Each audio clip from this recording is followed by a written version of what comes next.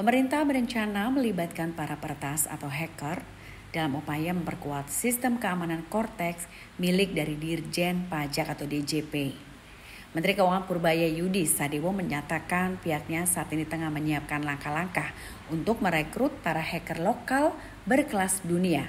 Hal tersebut guna menutup potensi kebocoran data dalam sistem perpajakan nasional. Langkah ini menurut Purbaya merupakan bagian dari evaluasi besar setelah terjadinya insiden kebocoran data Cortex yang sempat dijual di luar negeri beberapa waktu lalu. Ia memastikan bahwa para hacker yang akan dilibatkan seluruhnya merupakan warga negara Indonesia dan bukanlah pihak asing. Menurut Purbaya, langkah ini telah menunjukkan hasil positif dan ia menyebut tingkat keamanan cyber pada sistem Cortex kini meningkat drastis. Dari skor 30 menjadi di atas 95 setelah dilakukan pengujian oleh tim keamanan independen dan para peretas etis tersebut. Purbaya menargetkan pembenahan penuh pada sistem Cortex bisa rampung pada awal sekitar 2026. Hingga ia juga menegaskan penguatan sistem keamanan digital menjadi prioritas utama pemerintah, mengingat data perpajakan merupakan salah satu aset paling sensitif yang dimiliki oleh negara. Yang bisa kita perbaiki ya, untuk software yang bisa dikendalikan langsung oleh tenaga dari Indonesia kita sudah perbaiki, cuman ternyata masih ada bagian-bagian yang terikat kontrak dengan pihak LG di mana kita belum dikasih akses ke sana karena mereka masih ngerjakan itu baru Desember baru dikasih kita yang itu ya, tapi yang bisa ditangani kita sudah kita perbaiki semaksimal mungkin. Kelihatannya sudah semakin cepat sekarang Cortex-nya, walaupun masih ada kesalahan sedikit di sana sini. Jadi kasuistik sekali kesalahannya, bukan general kata teman-teman saya sih yang di Cortex. Tapi tadi saya suruh cek teman saya di luar, dalam 5 menit, dalam 10 menit lah, dia bisa nemuin kesalahan di mana ada error, artinya masih belum sempurna. Tapi kalau kita lihat Maria ini,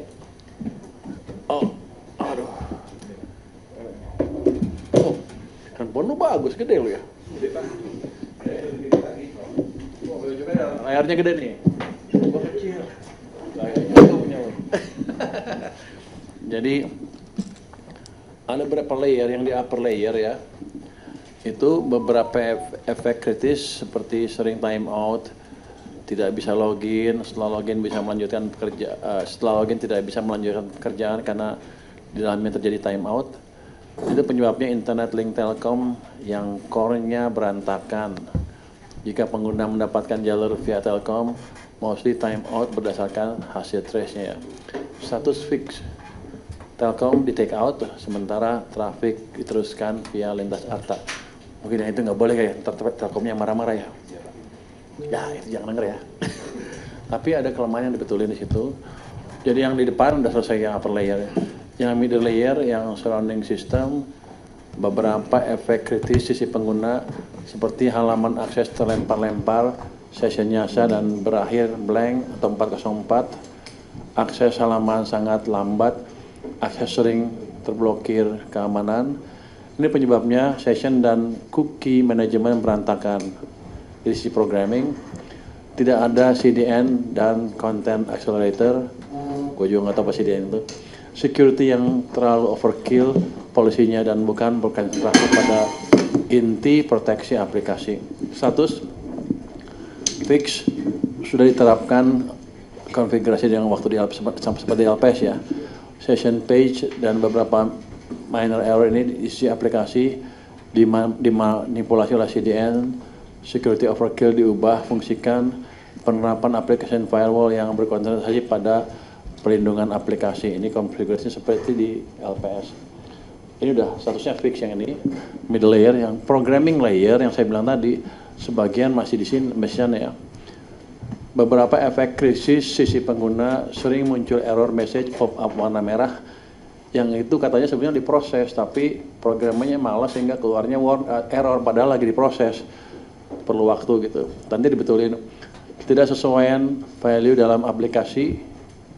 Terus akses data, kadang-kadang berubah angkanya atau salah masukin. Akses data yang terkadang lambat, case management kurang maksimal, penyebab programming logiknya. statusnya partially fixed, rekomendasi sudah disampaikan ke pihak LG dan sudah dilakukan beberapa patch karena tidak bisa kita lakukan sendiri karena masih punya LG yang masih kontrak sama LG sampai Desember itu. Jadi sebelumnya LG itu sebelum kita jalankan tim special task force ini, mereka tuh kalau ditanya nggak peduli, ditanya di sana cuek, responnya lama.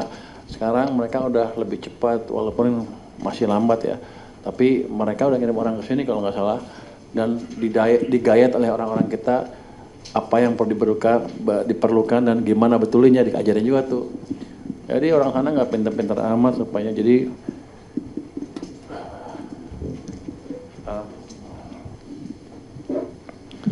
kita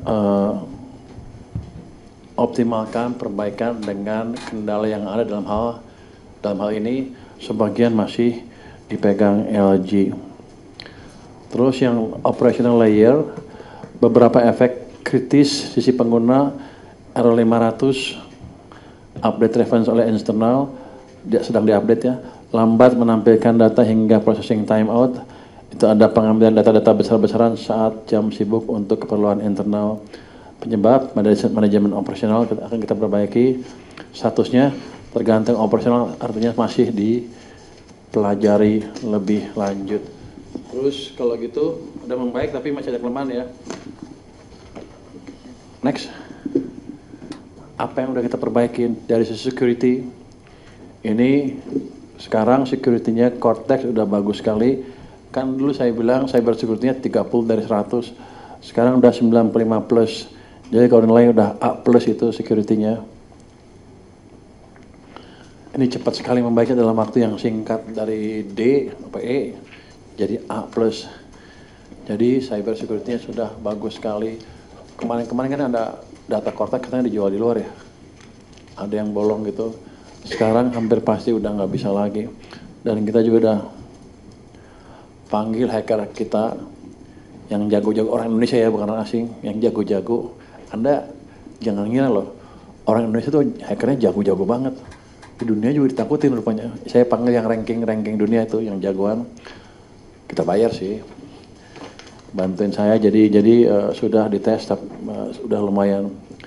Performance non-transactional yang itu dari 0 sampai 100 sudah dapat 95 plus, jadi sudah bagus juga performanya itu. Terus nextnya kesimpulannya tadi saya bilang tadi, dari problem kritis yang sering dialami pengguna itu sudah cukup banyak terasasi sesuai dengan target awal kita ya. Target awal anak buah saya sih, karena depan bisa diberesin, tengah bisa diberesin, begitu yang di bawah yang di LG nggak bisa. Komentarnya lucu deh, kalau begitu mereka dapat source code-nya, dilihat sama orang saya, dia bilang, wah ini programmer tingkat baru lulusan SMA. Jadi yang dikasih ke kita bukan orang jago-jagonya kelihatannya. Jadi ya misalnya sering dikebulin asing, begitu asing, wah apalagi K-pop, wah K-pop nih. Tapi di bidang programmer beda ya. K-pop di film sama dinyanyi di program beda. Jadi ya 1 bulan tidak cukup merombak keseluruhan Cortex. Wah, gua salah. Saya bilang 1 bulan, tapi karena kendala tadi kita nggak bisa masuk karena ada kontrak. Jadi ini kan dibangun 4 tahun dengan segala macam kendala yang ada ya. Tapi saya yakin nanti begitu dikasih kita Januari Februari udah selesai itu. Januari udah selesai harusnya. Security dan infrastruktur sangat amat cukup. Tinggal dimaksimalkan pemanfaatannya. Jadi barang-barang yang kita beli itu mahal-mahal dan canggih-canggih. Cuman nggak bisa makainya kira-kira gitu ya. Tuh. Ini kan kita belajar. Jadi pajak cukup serius belanja untuk Cortex ini dalam hardware-nya ya.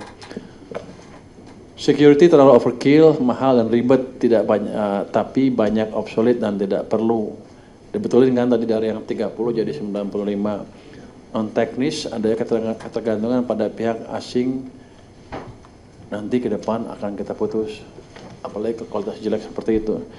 Jadi pada dasarnya orang Indonesia punya kemampuan dan kita akan memanfaatkan itu dengan serius ke depan.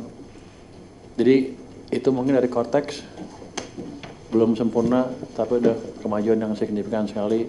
Saya yakin begitu kodenya dikasih ke kita dan kita bisa rubah sendiri, itu akan cepat diberesin.